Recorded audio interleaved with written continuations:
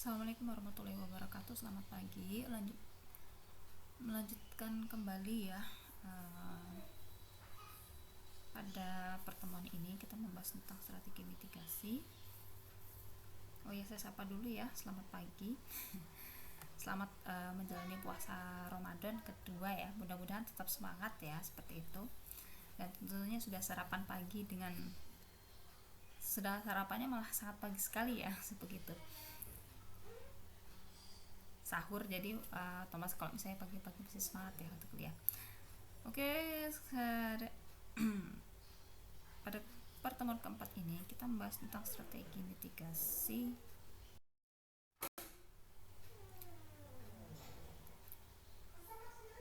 Nah, di sini yang perlu kita pahami yang pertama itu adalah tujuan dari strategi mitigasi itu sendiri ya, adalah untuk mengurangi kerugian pada saat terjadinya bahaya di masa mendatang. Nah, di sini strategi mitigasi itu untuk meminimalisir kerugian dari risiko terjadinya bencana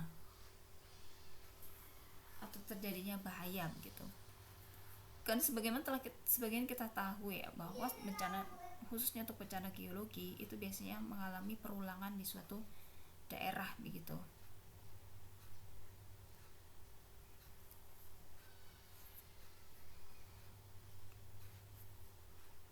Perulangan bencana geologi tergantung dari kondisi geologi di suatu daerah gitu. Biasanya kalau misalnya daerah yang rawan banjir, itu entah itu tiap periode perulangan tiap tahun begitu ya, itu biasanya kalau musim hujan tuh banjir begitu misalnya. Atau kalau misalnya periode perulangan gempa bumi gitu, gempa bumi juga biasanya dia mengalami periode perulangan, yaitu entah berapa puluh tahun biasanya hitungannya begitu ya, kadang hitungan tahun begitu. Dan bencana-bencana yang lain gitu. Nah, strategi mitigasi cenderung melibatkan serangkaian tindakan mitigasi seperti ekonomi, teknik sipil, dan infrastruktur, perencanaan tata ruang, input sosial masyarakat, dan manajemen. Nah, di sini untuk menghasilkan satu mitigasi yang efektif pada suatu wilayah tidak bisa menggunakan salah satu tindakan saja, tetapi merupakan kombinasi beberapa tindakan untuk merancang strategi mitigasi yang tepat untuk suatu wilayah gitu. Jadi untuk mitigasi suatu wilayah kita tidak bisa ya hanya menggunakan satu tindakan saja, tetapi menggunakan beberapa tindakan-tindakan ya begitu, sehingga dia menghasilkan mitigasi yang efektif.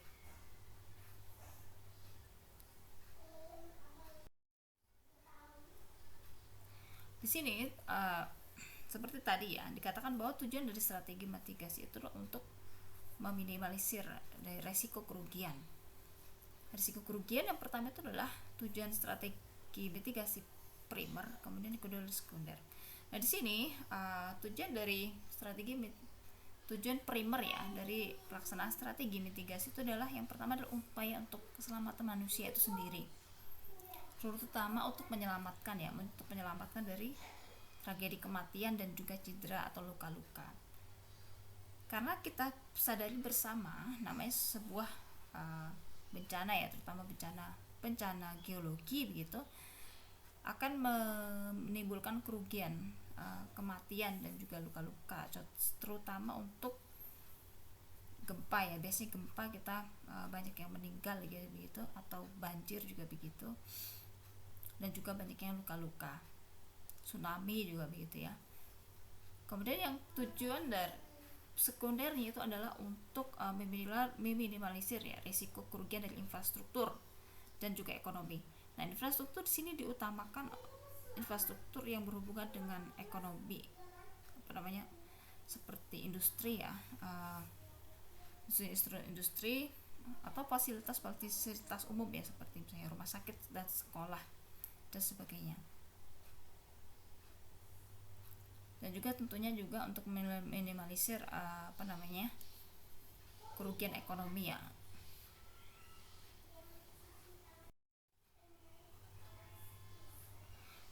Dan yang kedua adalah ekonomi mitigasi itu menjadi hal yang penting ya dalam strategi mitigasi.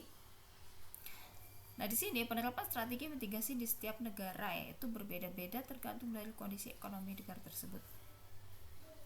Jadi antara negara maju dengan negara berkembang ya itu menerapkan strategi mitigasi yang berbeda, karena memang negara maju itu memiliki memiliki penghasilan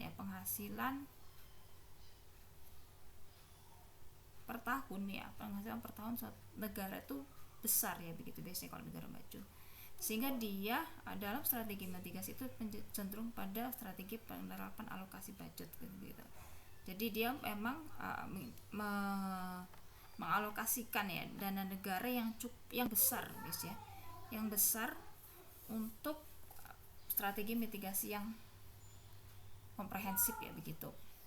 Sedangkan untuk negara berkembang, karena memang secara ekonomi biasanya penghasilan penghasilan per tahun pendapatan suatu negara yang berkembang itu biasanya masih cukup rendah gitu ya begitu, sehingga dia masih membutuhkan menggunakan strategi investasi ya untuk strategi mitigasi bencana di negara tersebut.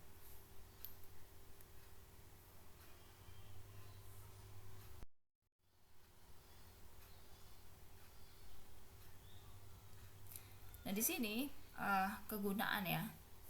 kegunaan dilakukan mitigasi itu sendiri. Itu yang pertama itu adalah untuk ini ya. Biasanya mitigasi yang sukses itu mengandung perubahan fundamental ya dalam perilaku masyarakat yang beresiko, dalam proses pembuatan dan modifikasi lingkungan fisik, dan dalam tata letak fisik dari suatu komunitas. Jadi komunitas itu dikatakan mitigasinya itu berhasil gitu ya, itu terjadi perubahan perilaku masyarakat. Nah, ini sangat penting sekali gitu ya untuk pencerdasan masyarakat yang beresiko ini. Mereka kalau sudah cerdas, ketika ada bencana itu mudah ya untuk memitigasinya gitu. Terus kemudian juga pembuatan secara lingkungan fisiknya gitu, untuk misalnya daerah yang rawan banjir gitu, mereka sudah sadar gitu untuk tidak buang sampah sembarangan, terus kemudian untuk membuat untuk tanggul dan sebagainya gitu ya, secara bersama-sama gotong royong di masyarakatnya. Kemudian juga tidak tinggal di pinggiran bantaran sungai begitu ya. Jadi kalau sudah sadar, insya Allah mitigasi itu bisa, insya Allah ya, untuk bencana itu sendiri bisa diminimalisir resikonya begitu. Nah, ini strategi mitigasi itu jauh lebih mudah dilaksanakan pasca bencana atau mendekati terjadinya bencana. Biasanya kita itu sadar ya terhadap resiko bahaya bencana itu kalau misalnya sudah terjadi begitu ya. Seperti kemarin kan tsunami yang ada di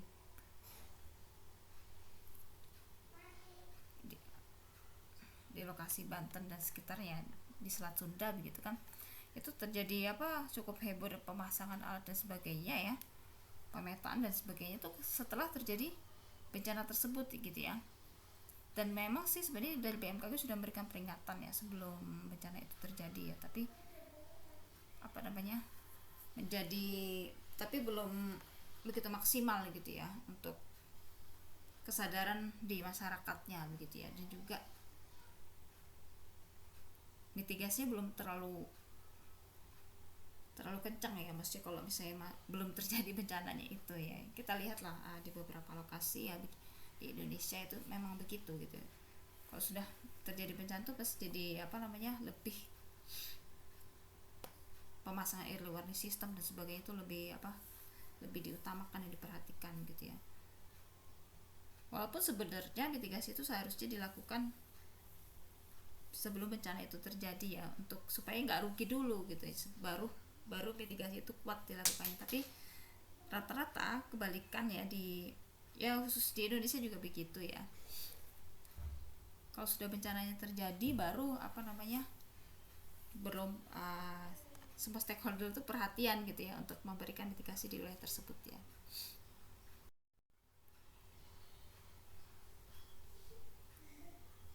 Nah, strategi mitigasi yang dikembangkan selama rekonstruksi bencana harus mencakup semua bahaya yang mungkin ditemui di masa mendatang dan dipromosikan sejauh mungkin di luar daerah rekonstruksi ke daerah-daerah lain yang beresiko dari bahaya yang sama. Nah, ini maksudnya tuh lebih ke pembangunan fisik ya. Jadi rekonstruksi itu memang harus mencakup semua bahaya yang mungkin ditemui. Jadi bisa jadi satu wilayah itu terancam beberapa bencana gitu ya. Selain banjir, bisa juga gempa dan sebagainya gitu. Jadi mitigasinya tuh harus dilakukan secara menyeluruh gitu. Nah, ini komunitas lokal itu seperti dibahas ya di pertemuan sebelumnya, memang sebaiknya dilibatkan ya untuk mitigasi ini sendiri, karena memang banyak keuntungan yang bisa diperoleh gitu begitu ketika komunitas lokal ini dilibatkan gitu ya, selain untuk meminimalisir dana juga untuk menghasilkan mitigasi yang lebih efektif.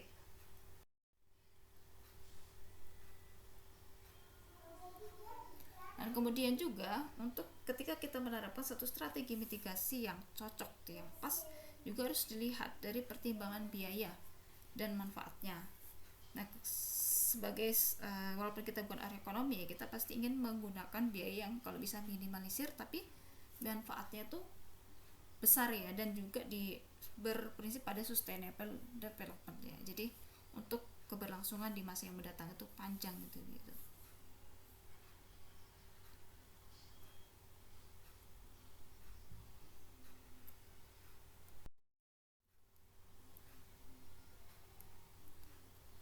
Nah, ini kemarin sempat juga ya kita membahas ini, walaupun nggak secara rigid mengatakan kebijakan mitigasi bencana gitu ya, tapi ada beberapa prinsip yang sudah juga sekilas kita bahas, sudah dibahas juga ya di beberapa sebelumnya. Nah, ini bahwa namanya bencana di suatu wilayah memang harus selalu dievaluasi. Misalnya wilayah-wilayah yang biasa dengan rentan banjir gitu ya, harus dievaluasi apalagi ketika dia sudah mulai turun hujan dan sebagainya gitu ya, untuk kenaikan debit air gitu ya. Terus juga untuk lokasi-lokasi yang memang rawan gempa itu juga harus selalu dimonitoring gitu ya begitu, untuk getarannya tugasnya di BMKG sih biasanya begitu, apakah mengalami stabil peningkatan dan sebagainya. Karena memang untuk wilayah-wilayah yang misalnya rawan gempa itu dia ada getaran terus gitu ya, walaupun dia mungkin kecil-kecil dan sebagainya yang nggak kerasa gitu ya.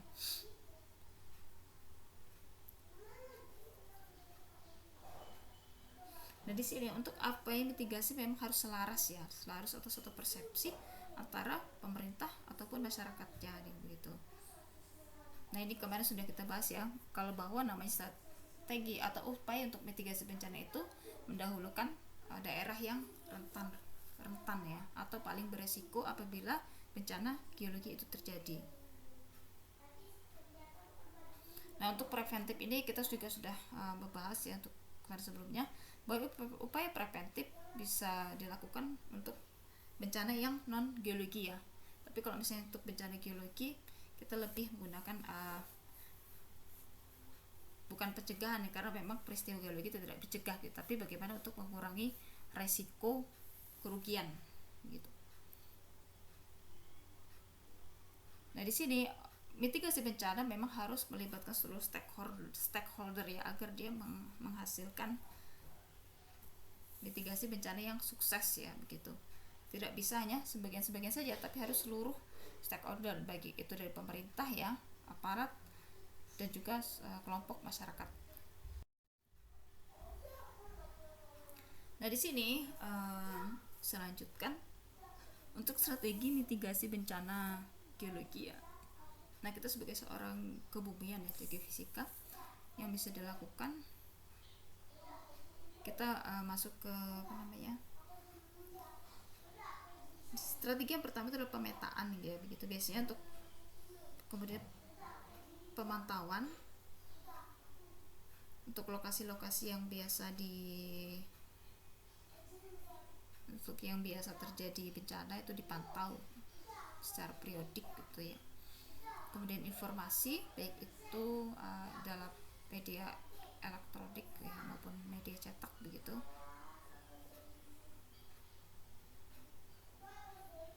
Nah, kemudian untuk sosialisasi dan pendidikan ini penting ya untuk langsung terjun ke masyarakat ya, yang bagi yang berhubungan dengan kebencanaan ini begitu ya, bisa dia dari lembaga pemerintah gitu ya, atau bisa jadi dari universitas juga untuk mensosialisasikan bencana yang terjadi ya di suatu wilayah tertentu gitu. Karena memang ada yang masyarakat yang nggak sadar, walaupun ada berita ya, tapi mereka nggak perhatian gitu Mas ya. Sebenarnya di secara elektronik ataupun bisa media cetak sebenarnya udah ada, cuman nggak begitu memperhatikan berita tersebut, kebanyakan rata-rata begitu ya kalau nggak ada sosialisasi langsung. Kemudian juga pendidikan di sini pentingnya memasukkan kurikulum kebencanaan dalam pendidikan ya gitu ya. Dan ini masih agak kurang ya untuk di Indonesia sendiri gitu.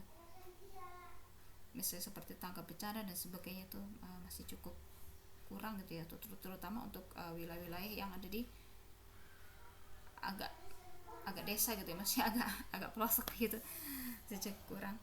Terus kemudian yang selanjutnya itu peringatan dini atau penerapan teknologi ya, penerapan teknologi yang cocok gitu ya, yang digunakan untuk sebagai peringatan dini ya. Misalnya sebelum bencana itu terjadi sudah ada peringatan untuk sehingga lebih mudah ya kita melakukan evakuasi, mitigasi dan sebagainya. Nah ini pemetaan. Jadi hal pertama ya untuk ketika kita akan melakukan mitigasi suatu wilayah itu melakukan pemetaan dulu, begitu. Karena dengan melakukan pemetaan ini kita akan tahu mana wilayah-wilayah yang paling beresiko ya, paling beresiko terhadap bencana geologi.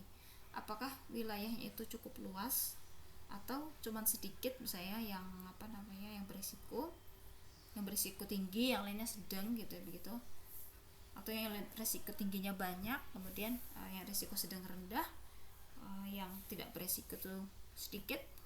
Nah tentunya ketika kita melihat, ketika kita akan melakukan strategi ya mitigasi suatu wilayah, hal pertama yang dilihat itu adalah daerah yang paling rentan dulu. Makanya kemudian pemetaan ini menjadi suatu hal yang sangat penting ya dalam strategi mitigasi bencana geologi.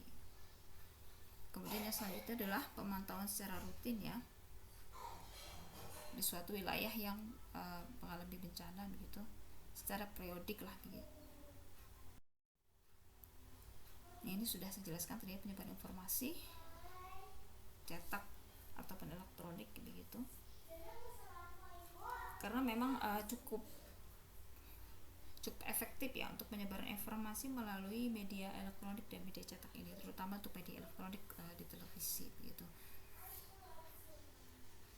Karena kebanyakan rata-rata orang Indonesia itu nonton TV, nah itu jadi cukup efektif gitu. Walaupun kalau pas giliran berita tuh dipindah ya. Jadi lebih nontonnya kalau sinetron ditonton, tapi kalau berita tuh dimatiin. tapi masih ada juga yang suka menonton berita itu ya, bapak-bapak sih biasanya. Bapak kalian di rumah juga mungkin sama. Nah, ini sudah saya jelaskan ya, sosialisasi, penyuluhan secara pendidikan.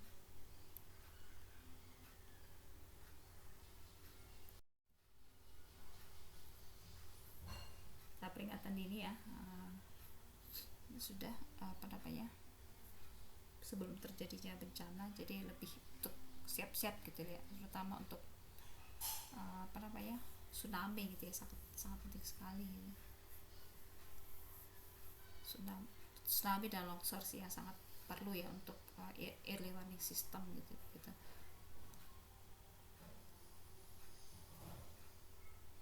Dan yang lainnya juga perlu ya, untuk banjir biasanya pakai juga. Nah ini materi dari saya ya, sekian yang bisa disampaikan hari ini. Lanjutnya kita ada yang diskusikan lanjut ke WhatsApp. Oke, selamat pagi. Assalamualaikum warahmatullahi wabarakatuh.